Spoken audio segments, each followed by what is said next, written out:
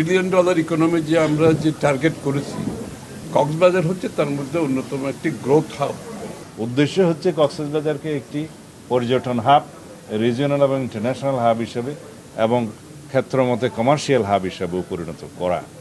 কক্সবাজার আমাদের সভাটা ছিল কক্সবাজারকে পর্যটন নগরী হিসেবে গড়ে তোলার জন্য আগামী দিনের সরকারের যে পরিকল্পনা আছে এটা বাস্তবায়ন আমরা কিভাবে করব এবং এটাকে আগামী দিনে একটি বড় আকারে এখানে একটা ইন্টারন্যাশনাল এয়ারপোর্ট হচ্ছে, এখানে ট্রেন সার্ভিস শুরু হয়ে গেছে, এখানে ইনশাআল্লাহ 4 লেন আবার 2টা মিলে 6 লেন করে হবে, আপনার রোড যাচ্ছে চিটাগং থেকে, এবং এটাকে আমরা পুরো রিজিনাল একটা পর্যটনের হাব করতে চাই, এখানে বাংলাদেশের জন্য না। এবং এই জন্য যে উন্নয়নমূলক যে বিষয়গুলো আছে সেগুলো আমরা আলোচনা করেছি।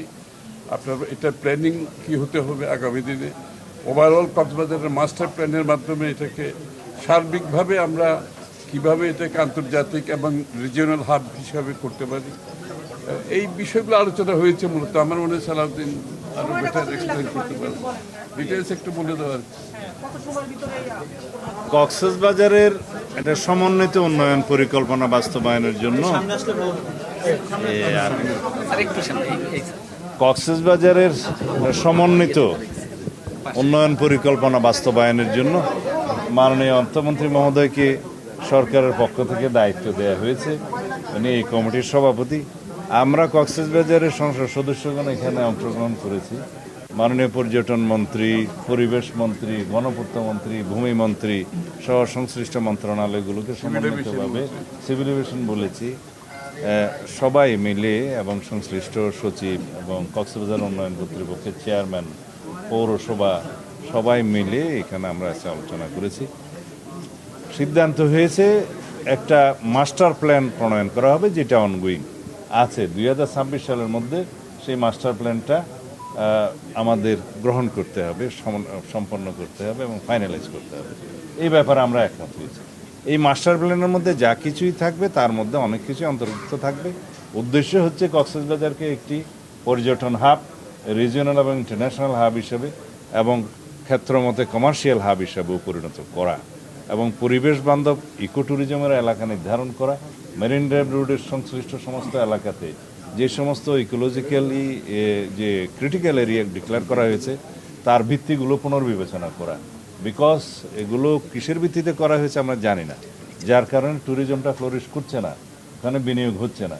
তো 100 কিলোমিটার আমাদের লংগেস্ট, ওয়াইডেস্ট এবং যেটা বার্জিন সি বিচ পর্যন্ত আছে, এটাকে আমরা কিভাবে ন্যাশনাল অগ্রগতির জন্য বানাতে পারি, রেভিনিউ আর্নিংয়ের জন্য বানাতে পারি এবং ইন্টারন্যাশনাল এবং রিজিওনাল আমরা যাতে পর্যটন হাব হিসেবে গড়ে তুলতে পারি, সেজন্য সামগ্রিক পরিকল্পনা নেওয়া হয়েছে।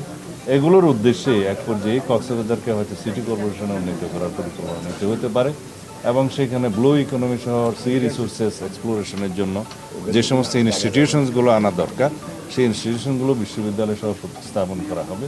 এছাড়া আরও অনেক উন্নয়ন পরিকল্পনা নিয়ে আমরা আলোচনা করেছি। ডিপ সি পোর্ট ফুল সুইংয়ে শুরু হলে, ইন্টারন্যাশনাল এয়ারপোর্ট ফুল সুইংয়ে শুরু হলে এখানে অনেক ইনভেস্টমেন্ট আসবে, যেগুলো দেশি বিদেশি, সেগুলো আমরা এক্সপ্লোরেশনের জন্য আমরা চেষ্টা করব, যাতে করে বাংলাদেশে একটা ইন্টারন্যাশনাল এবং রিজিওনাল ট্যুরিজমের হাব, কমার্শিয়াল হাব এবং রেভিনিউ আর্নিংয়ের জন্য বাংলাদেশের যাতে একটা উপযুক্ত স্থান হয়।